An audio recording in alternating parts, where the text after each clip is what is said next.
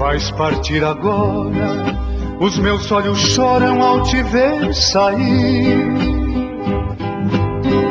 Porém não te peço que fiques comigo, pois se há muito tempo desejas partir.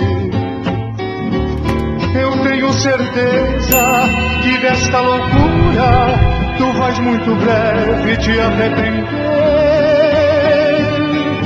E na porta modesta em que estás saindo, hei de ver-te um dia outra vez bater.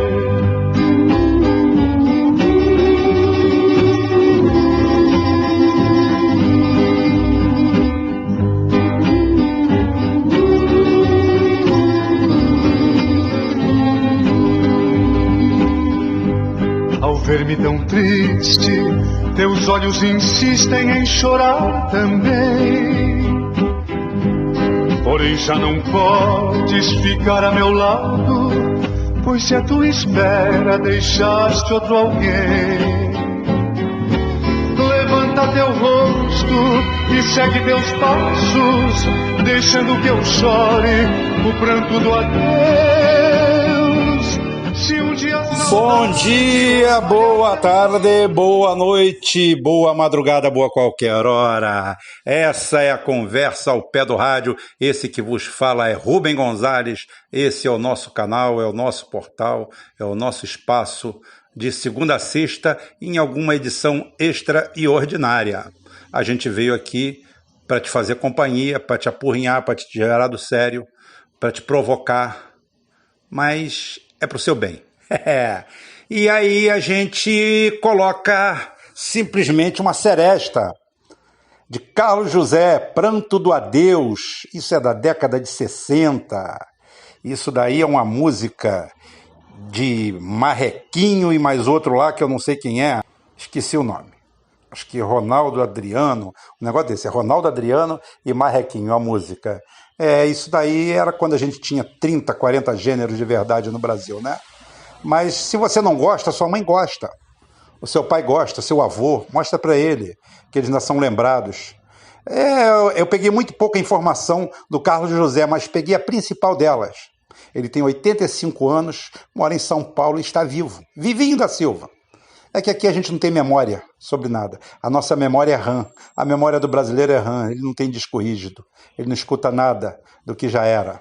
Quando você faz uma pesquisa para ver quem é a mulher mais bonita de todos os tempos, ganha a atriz que está fazendo a novela da Globo no momento. É isso aí que acontece. Mas quem sabe um dia a gente não melhore. É isso aí, gente. Vamos para frente, vamos para frente. Que a semana está só começando. O diretor está dormindo, tá? Veio cansado da escola, está desabado. Amanhã ele promete estar aqui. Bem, gente... vou abrir a segunda-feira falando sobre a Bolívia. Eu tenho boas informações sobre toda a América do Sul. Inclusive, essa semana acho que nós vamos inaugurar o correspondente Alejandro Severino,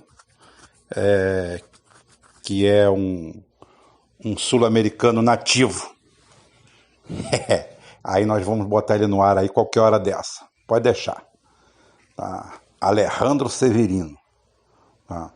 Então, seguinte, o assunto pertinente de hoje eu vou abrir a segunda-feira, como não poderia deixar de ser, vou ter que falar da Bolívia.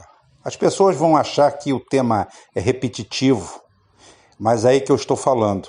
Essa é a diferença do nosso canal aqui. Eu não estou aqui para fazer clickbait, eu não estou aqui para dar fake news. Eu conheço canal aí que está com 200 mil, 300 mil inscritos, que nem uma palhinha deu sobre a Bolívia. Mas não deu por ignorância mesmo, porque não sabe o que falar.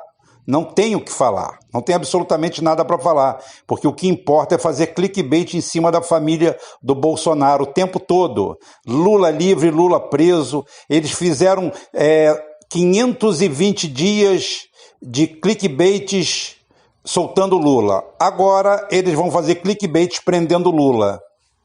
E aquela nau de imbecis vai continuar lá atrás daquilo ali. Não é esse o meu objetivo. Outros ditos, tidos e havidos como grandes especialistas na geopolítica sul-americana, latino-americana, via de regra, só tem falado bobagem. Tipo, o Evo Morales é um bundão, é um frouxo, é um covarde. Olha, eu também chamei ele disso tudo. E continuo chamando. E vou continuar chamando. Só que por motivos diametralmente opostos. Essas pessoas chamaram o Evo Morales disso tudo porque elas são simplesmente reativas. Elas conseguem prever com uma exatidão perfeita, precisa, o passado. Ou seja, eles preveem o que já passou. Eles falam o óbvio, o ululante. Ninguém chega e casa as fichas como eu caso em cima da mesa e fala assim, vai acontecer isso. O que vai acontecer é isso. Então, com toda a propriedade que eu fui o primeiro a não acreditar na reeleição do Evo Morales, tem vídeo aqui atrás, vocês podem ver que eu coloquei lá o título, A Derrota de Evo Morales. E muita gente chegou lá embaixo, Rubem, deixa de ser derrotista, o Evo foi reeleito. E eu botei a derrota do Evo Morales.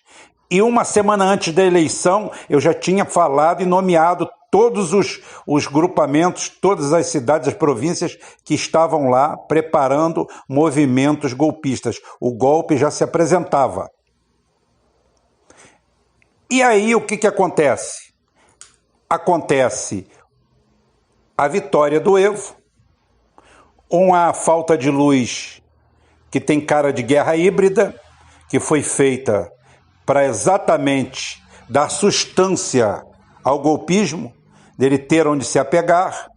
O Evo é reeleito em primeiro turno, de acordo com a lei boliviana, que prevê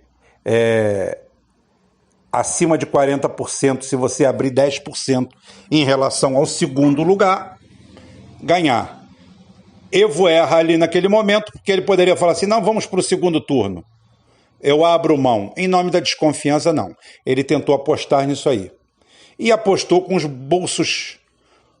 bolsilhos vazios. Sem uma plata no bolso. Nada. Sem nada. E ele foi para a aposta. E perdeu. E perdeu por quê? Aí nós vamos tratar um pouquinho mais à frente. Aí o que acontece? Quando a situação se estressa, quando o gran general boliviano William Kaleman,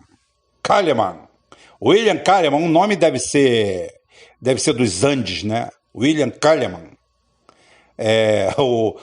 Vai lá ele e fala assim, mete o pé porque tu perdeu.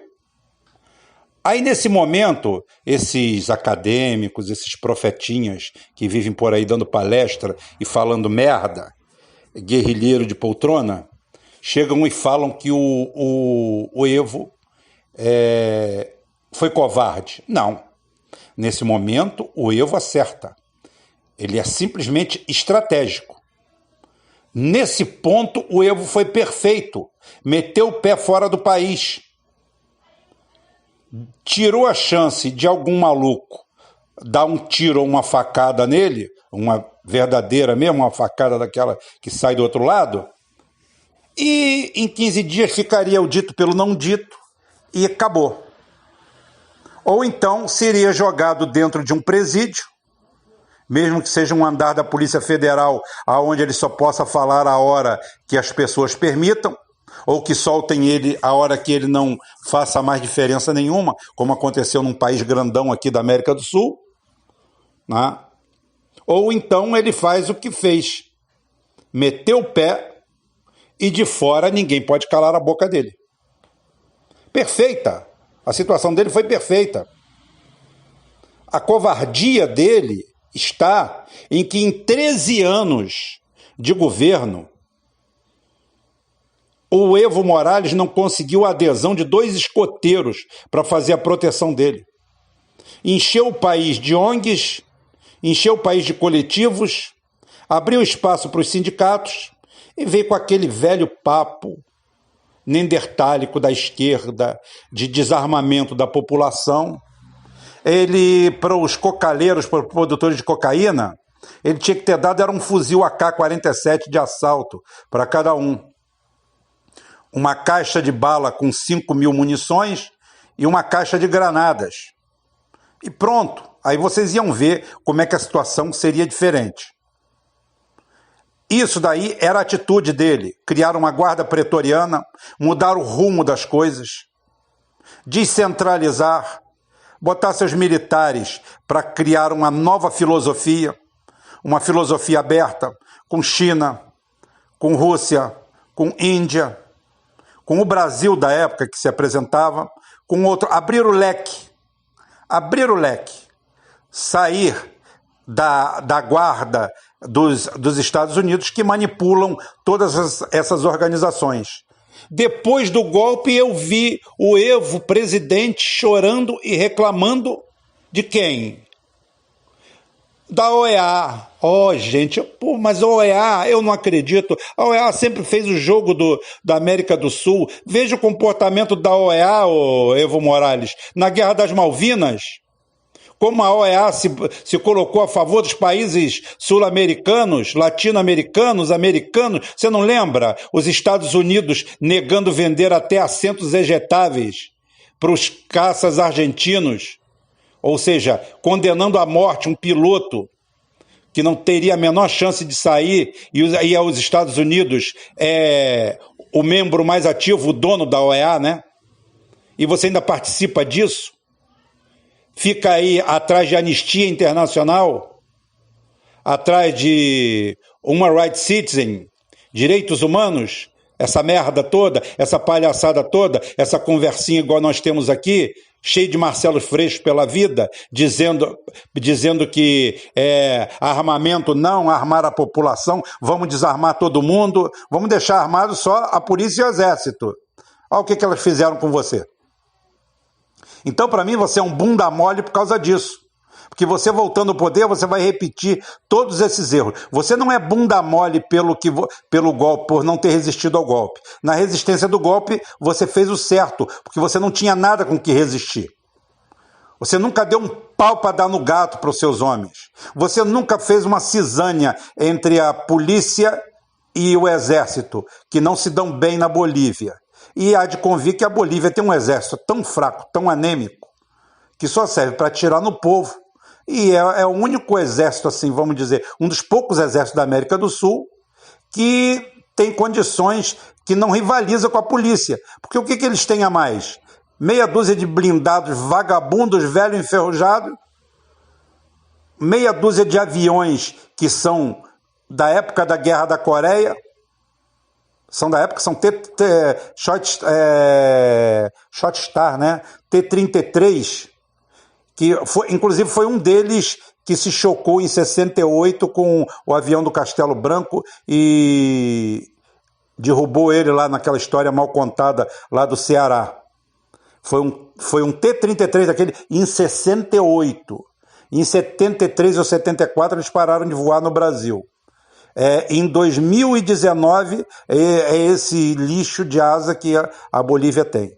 E o Evo estava lutando para comprar IAC 130. Não tem que comprar nada, tem que comprar planador para golpista, você tem que comprar planador, carrinho de rolemã, comprar espingarda de chumbinho da Rossi.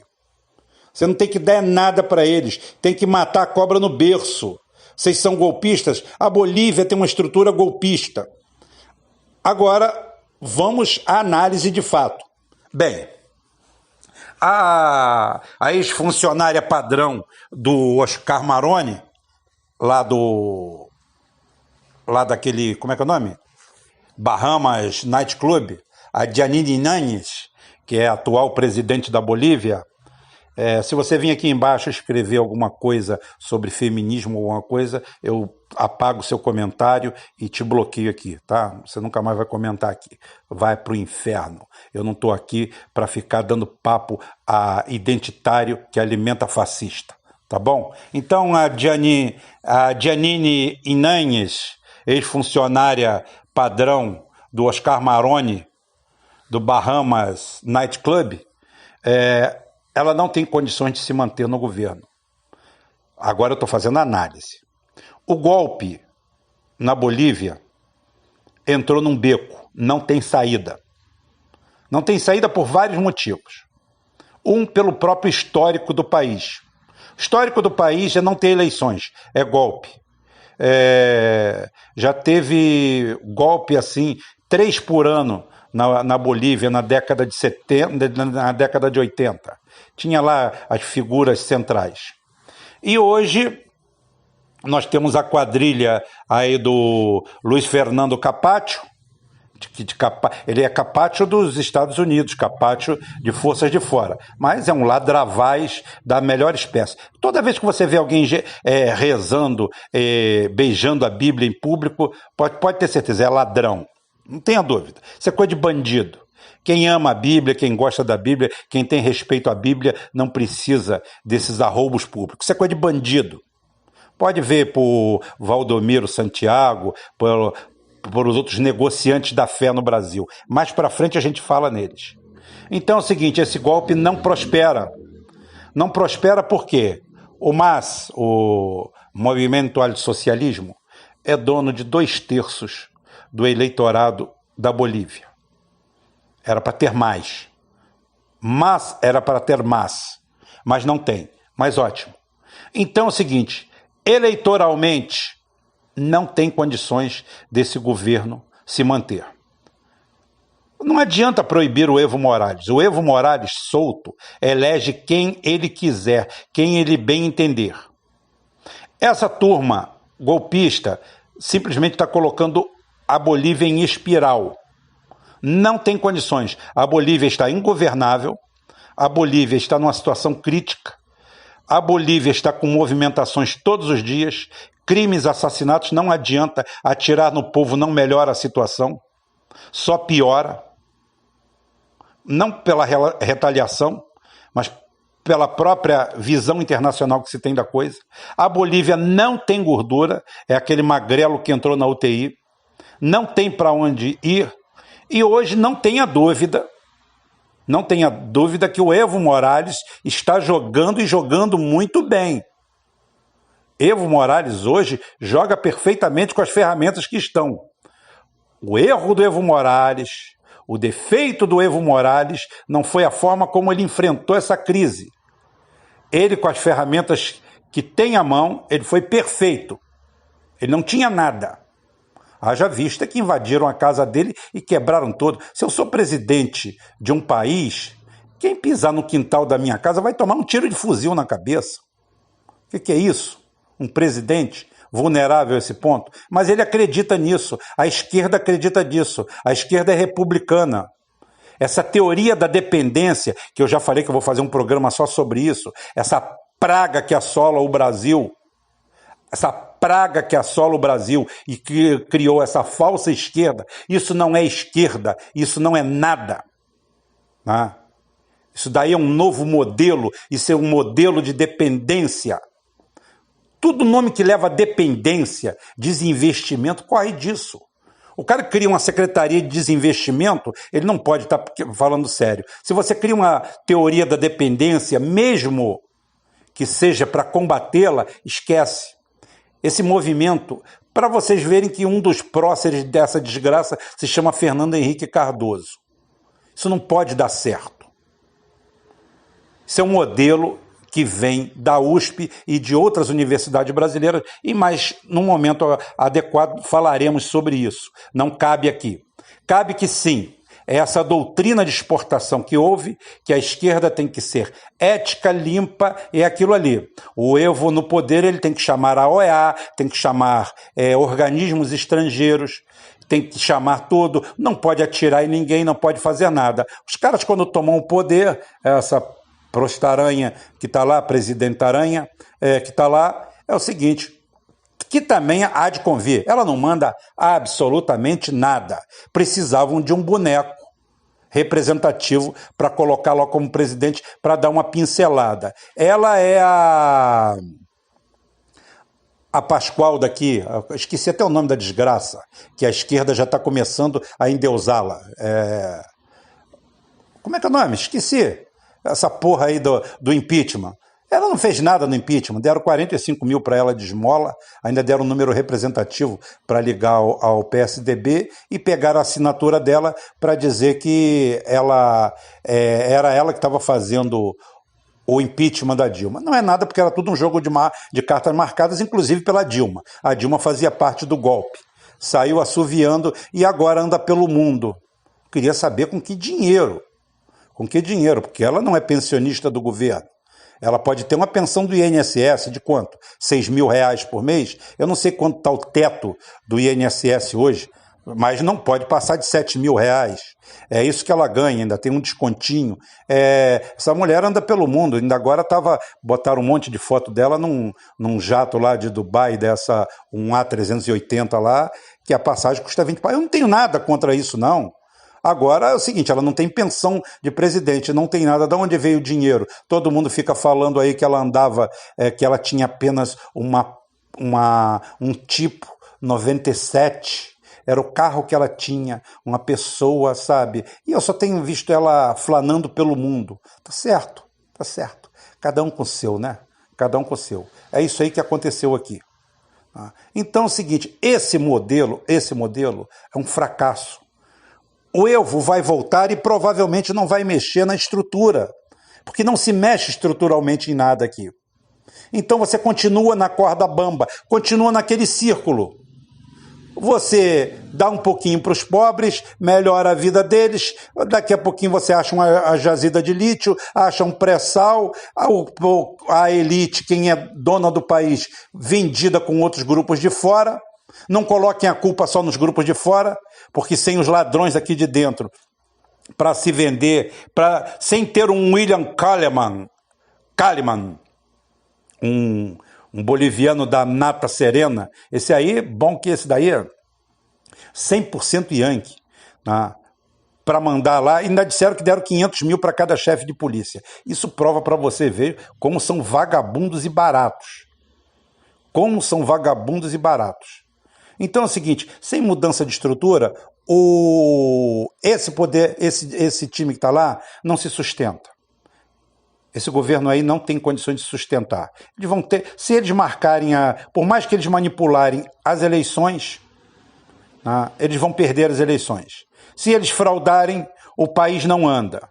O Carlos Messa, que foi o corrupto candidato lá, que teve 34% dos votos. 34% dos votos de um país. Esse cidadão teve. 34% dos votos. Esse cara foi expulso. Ele governou o país. Tá? Ele foi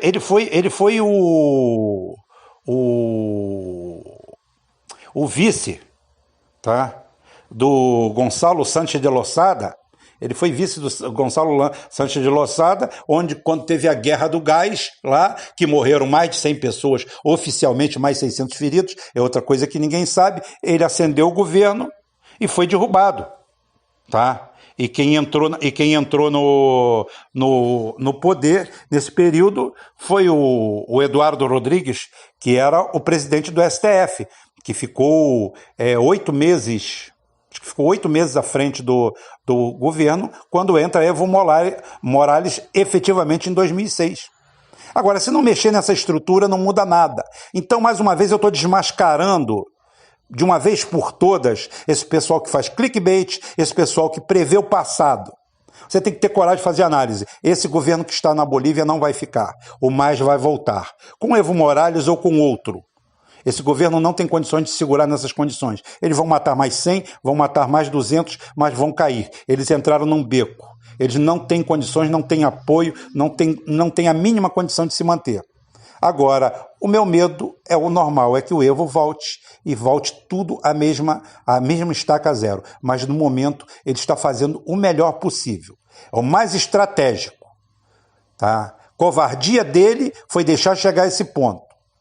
Já os grandes filósofos aí da esquerda e especialistas em geopolítica, eles só enxergam aquilo que saiu na manchete de ontem. Eles não conseguem enxergar um passo à frente. E isso a gente faz aqui. Lamento se você não gostou do programa de hoje por ter sido dedicado somente à Bolívia, mas tome cuidado que o que acontece ali ontem vai acontecer hoje ou amanhã aqui. Aprenda que a geopolítica é toda encadenada e quando a geopolítica está na sua porta, na porta dos fundos, você abre o olho, se prepare que o que aconteceu lá acontece aqui. Eu vou falar mais essa semana sobre tudo isso aí, mas por hoje vamos ficar por aqui, tá? Vamos ver se eu acerto mais essa. Até amanhã, se Deus quiser, e Ele vai querer. Volta novamente para os braços meus.